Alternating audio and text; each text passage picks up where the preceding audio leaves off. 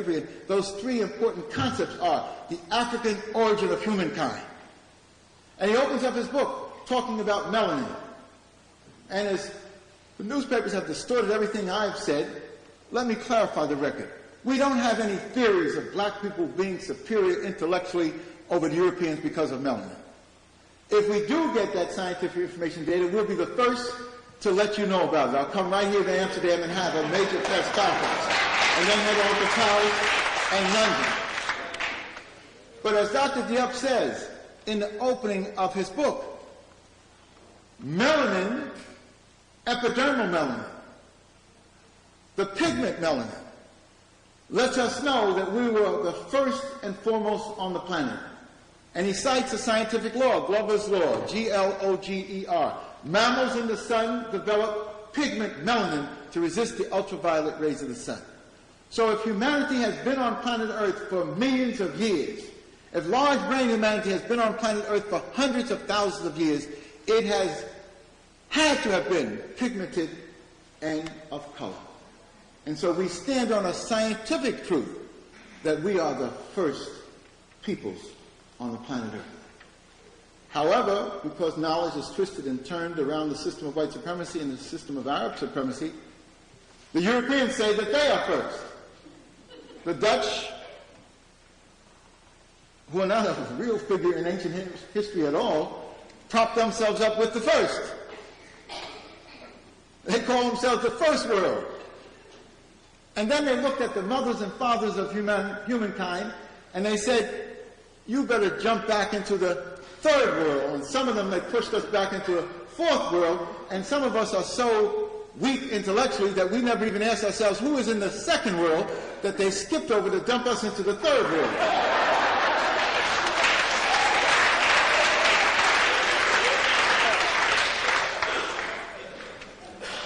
Truth crushed to earth will rise again stronger than before. And scientific truth has established African peoples as the first world. And the ancient African, going back millions of years. Even when they find old bones and remains in Asia, they are African bones. Even the scientific scholars in China acknowledged recently, finding 60,000-year-old bones in China, that they were African bones in China. This is the information and knowledge that we have as we move on our victorious path. So number one for Cheikh Anta Diop is the African origin of humankind, and I stand with him on that. Number two is the African evolution of society, as humankind moved into large-brain humanity. A couple 100,000 years ago, Homo sapiens sapien, that drama of the human family took place in Africa also. And then as this large-brain human began to master the laws of nature and build on those laws of nature, he looked for an ecology that would be a blessed ecology, and he found it in the Nile Valley 10,000 years ago and laid the foundations for the greatest sustained civilizing process in the history of the world, African peoples. But the European system of white supremacy has so controlled our land, our labor, our resources, our minds, our hearts, and our bodies, that they've imposed this enormous lie of white supremacy on us. And we believe that the Europeans were first. We believe that the Europeans moved to the highest level of human development. We believe that the Europeans were the founders of civilization. And we don't know that this lie of white supremacy has been twisted and turned. So the Greeks, who were children, who sat at the feet of the Africans, have been elevated to the highest level of human development. And the Africans that they learned from in the Nile Valley, and the Afro-Asians that they learned from in the Tigris-Euphrates Valley, have been relegated to a lesser spot. But if you look scientifically at the data and historically at the data, you'll see that Thales, Anaxagoras, you'll see that Aristotle and others went to the Nile to learn from the Africans, sitting at their feet.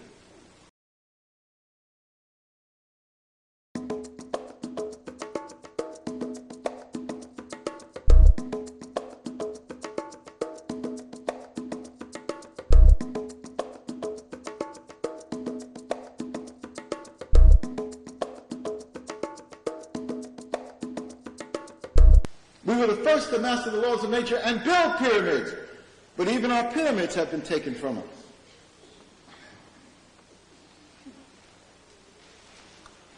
So wherever I go, I make sure that we get our pyramids back.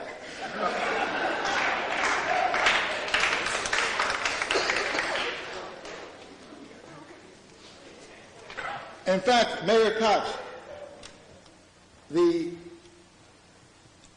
former Jewish mayor of New York, asked me to come down to his office to speak to him because he wanted to know what this was that Dr. Jeffries was saying that was all in the newspapers about African peoples being superior to other peoples. And we don't have a concept of superiority.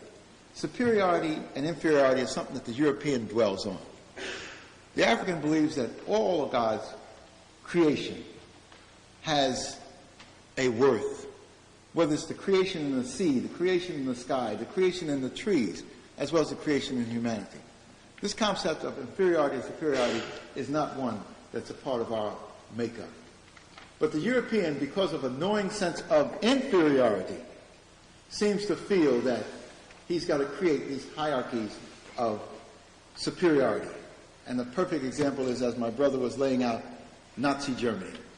We need to study Nazi Germany. But you need to study Germany before Nazi Germany, Germany of the Kaiser. You need to study Germany before, Germany of the Chancellor, Bismarck. You need to study the history of the Germans, going back to the forest when they were running around wearing tattoos without a culture and civilization. You need to study the Dutch in their fullness. We need to have European studies from an African perspective. And we need to reclaim our heritage. Now, the pyramids were here. What happened to them?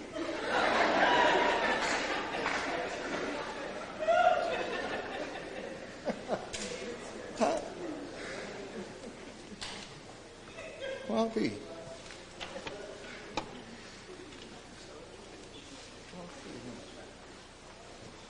Accept your word for it. Okay. And it's not over there. Oh, quiet. We're on a victorious path. We found our pyramids. The greatest building in history is right up here on the DS.